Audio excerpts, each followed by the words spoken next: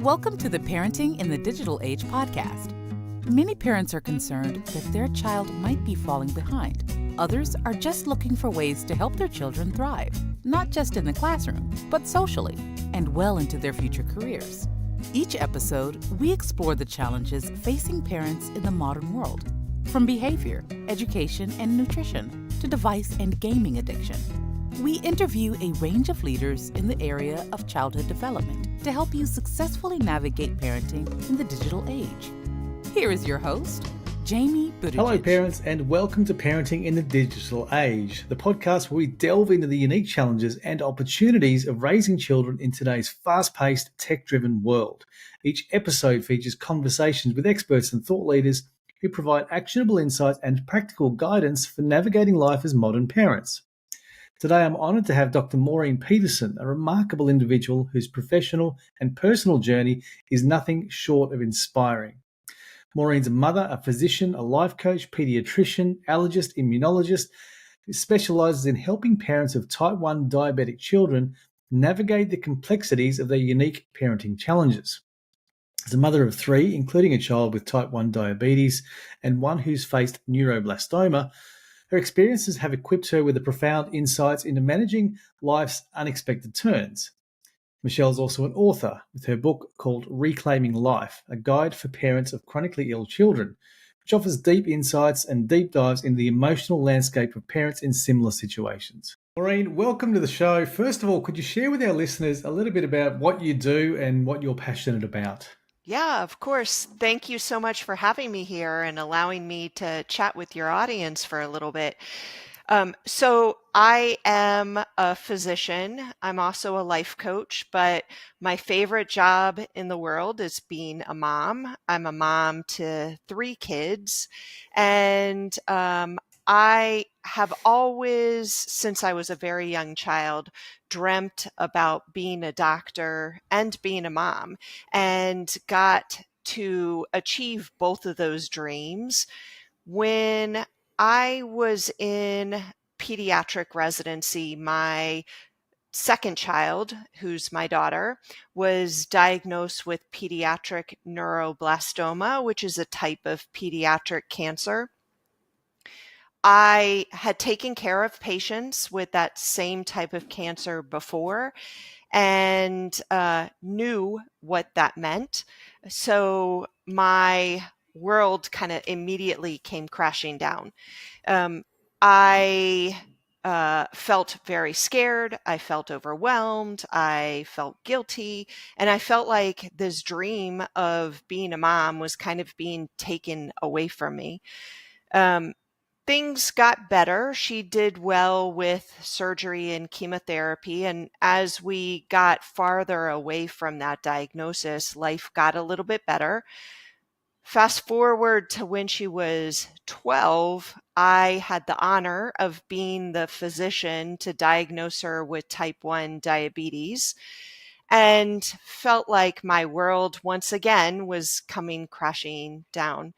I knew, though, I didn't want to wind up in that place where I was previously, so I was very proactive about my own emotional health at that time, became very involved and aware of coaching. I benefited from having a coach, and then years later, when I was a leader in the hospital setting, became certified in life coaching to help with mentorship at the time, but realized it was really helping parents of patients I was taking care of in clinic. I am now passionate about sharing those tools that I have learned through coaching and through my own journey to make the lives of other parents who have kids with health challenges, make it a little bit easier than the journey that I went through. Yeah, thank you for sharing that. That's deeply personal. And before I get into some of the coaching stuff, which I'm very interested in, how does parenting a child with, say, chronic, type 1 diabetes, how does that affect family dynamics? Oh my goodness. It affects it more than folks realize because, you start with a mom, and I'll just say mom just because that's the role that I was in my own family, but it impacted me personally, which then it'll impact other relationships in the family because the child with the health issue is getting a lot of focused attention, necessary focused attention, but it's being that attention is taking away the mom's ability to care for herself, but it also, takes away from the ability of uh, having space to allow other siblings to express their emotions or give them the attention that they need. So the dynamics of the entire family shifts when one individual is affected with any sort of long-term health issue. And I suppose, how did you manage those dynamics? Like you mentioned, you got a coach, but this was when your daughter was diagnosed with type 1 diabetes. So how did you manage those family dynamics? Like you mentioned, the coach sort of helped in that second part, but maybe when she had that neuroblastoma Cancer. or that Hmm. cancer, Hmm. I guess it was different. Maybe can you share how that how you did that? Yeah. So, I would say at the time when I look back on the journey that we went through when my daughter had cancer, like I did not do things well. I did not take care of myself very well. I became very consumed with a lot of negative emotions. My oldest child was 2 years old at the time, and uh, I think looking back at that time, it was almost like he lost his mom during that time. A 2-year-old doesn't really understand or get what's going on. So it's hard for them to really express in words how they feel. Uh, but my attention certainly wasn't on the 2-year-old. And, I did have family and friends that stepped in, but it's challenging because the other problem that I had personally, and then a lot of folks that I help now have, is this fear of asking for help. I thought at the time, I had always dreamed of being a mom. And so asking for help was this kind of thing that was going to make it mean that I was a failure. So that was the story that was playing in my mind, that asking for help was bad. It is absolutely not. That a limiting belief that I had at the time. I am much better at asking for help now because I realize, no, it's actually strength and understanding how full your plate can be and what your limits are. And it's okay to ask for help because it allows other individuals the opportunity to serve others, which we all know serving others gives us such good feelings and pleasure in life. So allowing them to have this gift to help us, it can be very rewarding. Yeah, and it's almost fulfilling a purpose. Contribution to others Yeah. gives us that sense of purpose as well. So it's so important. When did you or what made you get a coach? Because for some parents, that's an interesting Yeah. decision. One that I completely believe. I have a coach. I believe in the coaching and what, how it can help you mentally and in other areas of your life. But when your daughter was diagnosed with type 1 diabetes, you mentioned earlier that you sought out the help of a coach. Was it because of that? Was it a coincidence? Yes. Like, what made you get that coach? Yeah, so the because of the experience I went through when she had cancer years earlier, I was kind of in this very dark place years earlier where I was functioning like a zombie. That, if somebody asked me, "Hey, Maureen, are you okay?" I'll be like, "Yeah, I'm fine. I'm fine." But I knew I wasn't okay. But it was again this acknowledgement that you're not okay. I felt like it was me failing, and so I couldn't acknowledge the fact that things weren't going well. So I just kind of drove on in this zombie fashion. Well, when she was diagnosed with type 1 diabetes, I knew because of the many kids with type 1 diabetes that I had taken care of in the clinic setting, it's a diagnosis that doesn't have a cure, so it's not going away. So I needed to figure out how not to go to that place that I was in years earlier, but rather like figure out how I was going to live a life with diabetes, but not live the life that I thought I was going to live. And and uh, I will say that's an important thing that a lot of parents face when they have a kid who gets diagnosed with something that is a long-term health condition, that there's this grieving process that goes that you once thought you were going to have, that was going to be all, unicorns and rainbows with your child. And now all of a sudden, this massive challenge has become part of your day. So knowing that it wasn't going to go away, like, really made me proactive in trying to sort out how I was going to help myself. And the coaching piece came in because of I immersed myself in books and podcasts. And so the podcast journey just led me to understand more about coaching and seek out a coach. Wonderful. That's a great realization.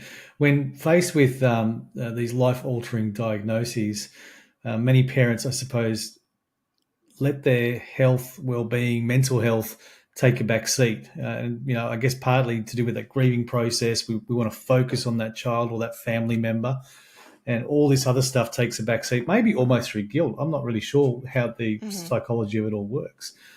But how do you maintain your own mental well-being, your physical well-being and resilience while managing the challenges of parenting and your professional life?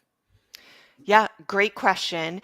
And the very first step in all of that on managing yourself is to let go of the guilt that goes along with it. We talk a lot about self-care now, and when people kind of throw around like, "Oh, you have to participate in self-care," they're often thinking, "Well, I don't have time to go to the spa." And don't get me wrong, like, I love a good spa day, but the that's not what we're talking about when we're talking about taking care of yourself.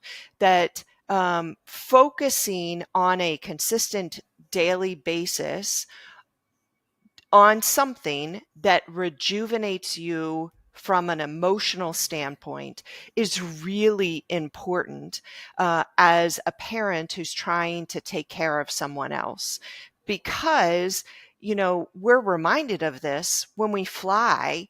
The flight attendant always tells us, put your oxygen mask on first before you help somebody else. And the same thing applies, is you have to carve out a few minutes on a regular basis to take care of yourself so that you are 100% when you're trying to take care of your child.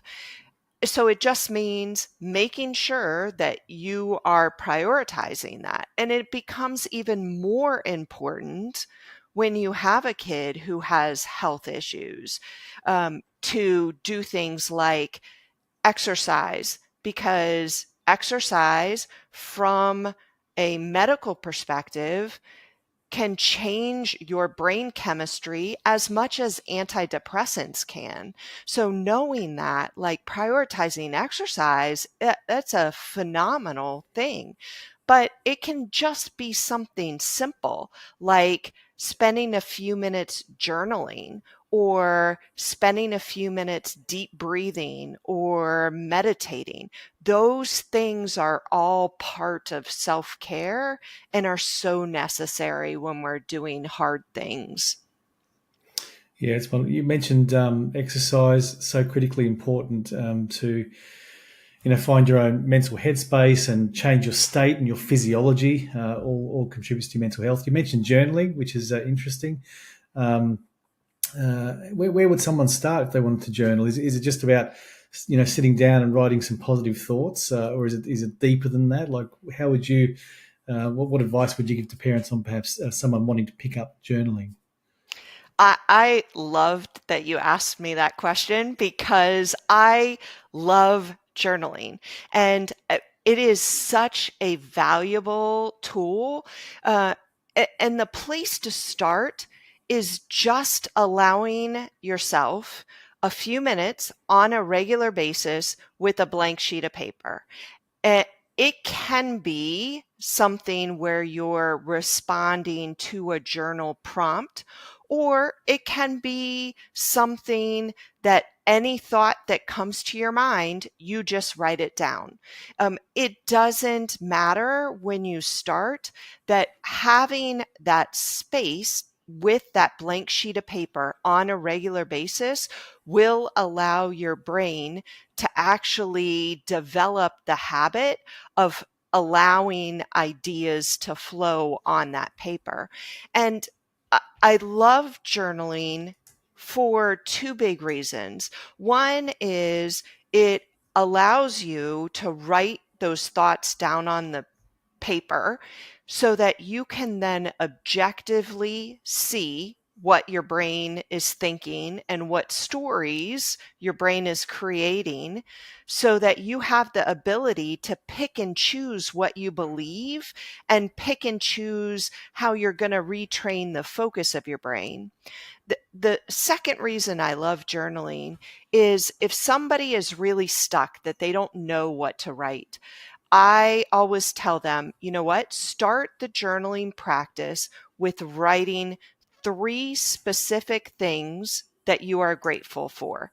And it can't be something general like, I'm grateful for my kids. It needs to be very specific, like, I'm grateful for the phone conversation I had with my daughter yesterday. And doing 3 specific things on a regular basis has been shown to clinically change the lens that we're seeing the world through, and refocuses our brain on good things that are happening throughout our day. So that can be a very powerful tool to change our mental state and change our mindset. But the biggest thing in all of it is just giving yourself a few minutes on a regular basis to start the practice. Thank you. That's incredibly practical advice on how to start, because I imagine whether it's now or at some point in the future, someone's listening to this podcast and is saying, yeah, okay, you said journaling. I wouldn't know where to start. How do I put pen to paper, and what am I writing, and why? Like, you really articulated that why. And it's wonderful to hear, like, your perspective as a physician and coach is a unique perspective, because I'm not sure all physicians would necessarily come at it with that view. So thank you for Yeah. sharing. Well, and the other thing that you just said is, like, somebody would say, like, I don't know where to start. And so oftentimes with anything in life, if we don't know where to start, that kind of thought, I don't know where to start, causes us to never start. And the real thing that we need to realize is just starting something, you're gonna stink at it at the beginning.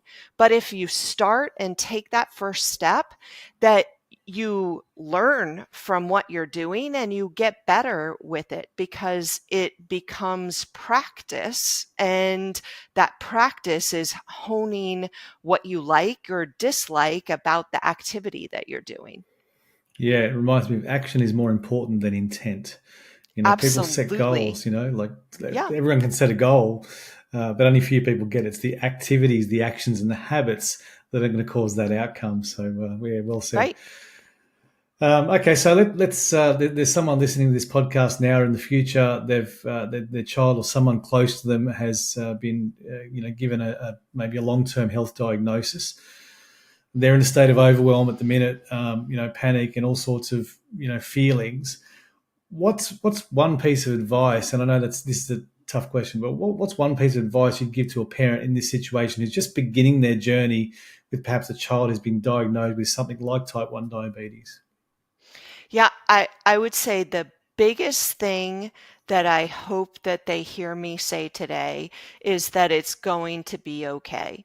That anytime we are faced with challenges in our lives, whether it be a child with a health problem or financial difficulties or career problems, whatever it is, we have two choices.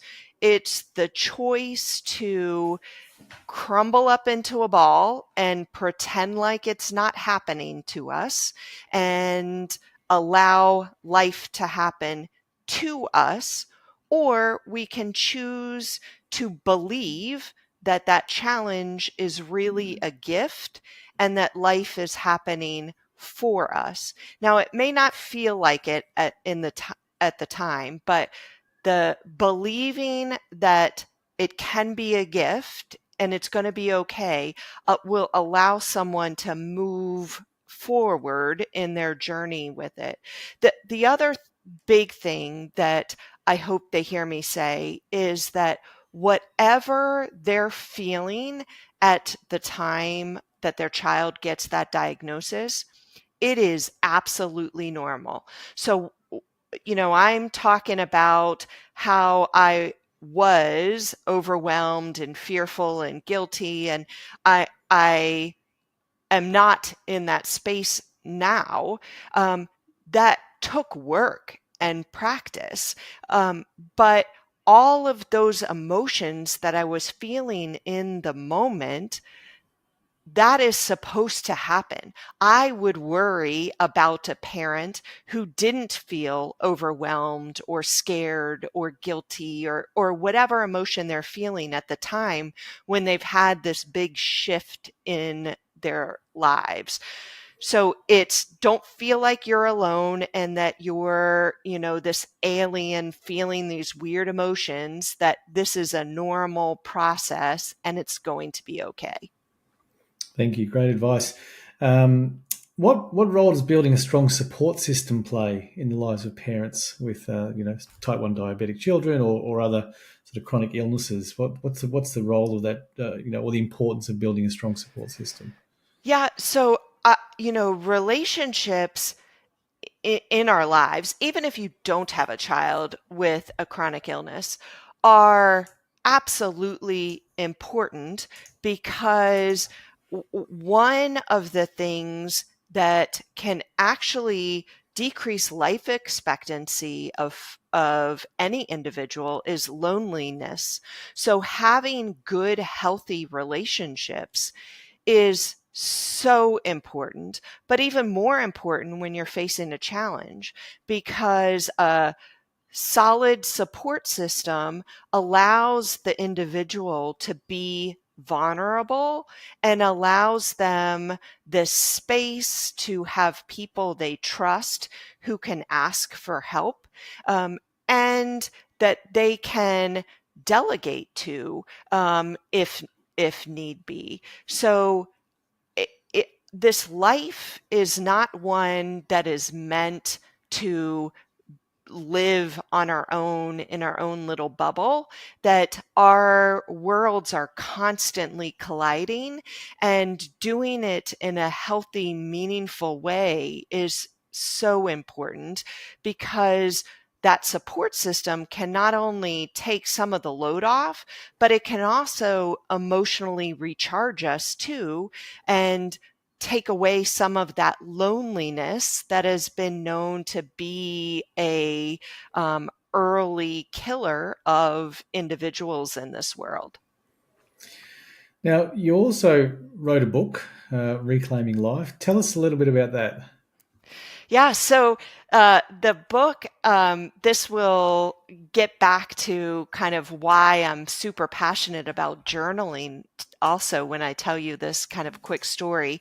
So I initially wanted to write a book because my kids would always come to me and say, "Mom, tell us the story of when Kylie had surgery, or tell us the story of when she had chemotherapy, or tell us the story of diabetes."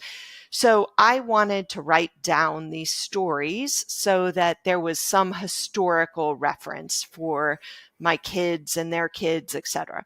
Well, as I was thinking about these stories, I realized, you know what, our stories can actually help other people in their journey with their children.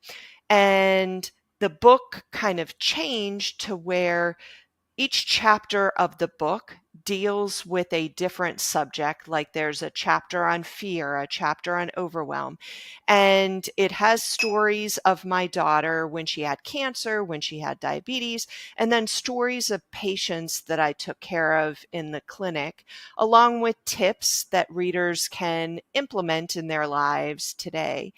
The book, though, I thought when I started, I was going to crank out these stories within the matter of a weekend because I had lived them, but quickly realized that when describing what went on in detail for the readers, I had to relive those moments in detail. And I can remember writing the very last sentence of the book, and I just closed my laptop and just started crying, because it took me way longer than a weekend to go through and write everything, but it was so healing to be able to do that. So the book is called Reclaiming Life, a guide for parents of chronic. And I love hearing about how readers have taken those tools and have really changed things about their lives. Thank you for sharing. Now, as we wrap up the podcast, there is one question that we ask all of our guests on the show, and that is, if we were to put you in a time machine and you could go back to your 12-year-old younger self, what would Dr. Maureen say to her younger self? What's one piece of advice you'd give to yourself?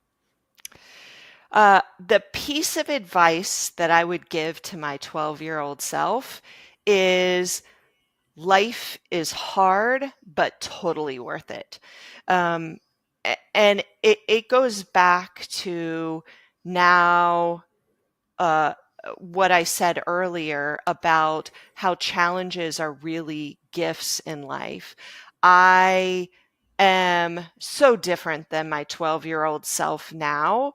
And if I could bottle up all of the wisdom I had from all of these challenges I've gone through in life and given it to my 12-year-old self, like that, it would be a much more relaxed journey with this anticipation of all of this greatness that was going to come from all of these difficulties.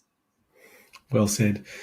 Tell me just quickly before we finish up a little bit about the coaching, because I think there will be people at some point listening to this saying, hey, I could benefit from this, or I should engage with a coach to help me through this process or help our family.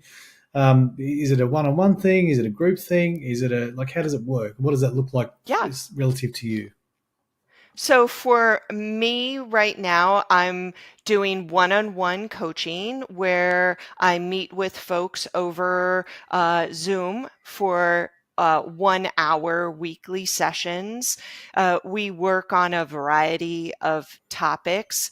The big things that often come up that I frequently teach on is advocacy and how to do a great job of advocating for your child, organization and how to get your home and mind organized, along with building a good support system. We work on other things outside of those 3 pillars, but those are the common kind of recurring ones that often come up. Thank you.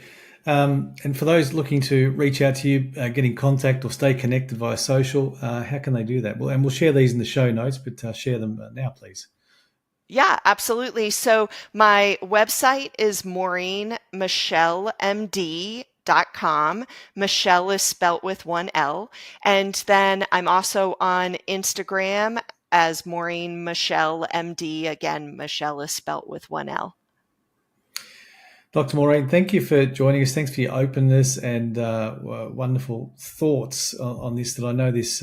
One of the things I love about podcasting is that this will just be out in the universe, and someone in a year from now is going to benefit from this conversation, and that just makes my day. So thanks for sharing. I hope we cross paths again soon. And bye for now. I hope so. Yeah. No. Thank you. Cheers. If you enjoyed the show, please connect with Jamie on LinkedIn or Instagram. You'll find links in the podcast description. Parenting in the Digital Age is sponsored by Skill Samurai, Coding and STEM Academy for Kids. Skill Samurai offers after-school coding classes and holiday programs to help kids thrive academically and socially while preparing them for the careers of the future. Visit skillsamurai.com.au.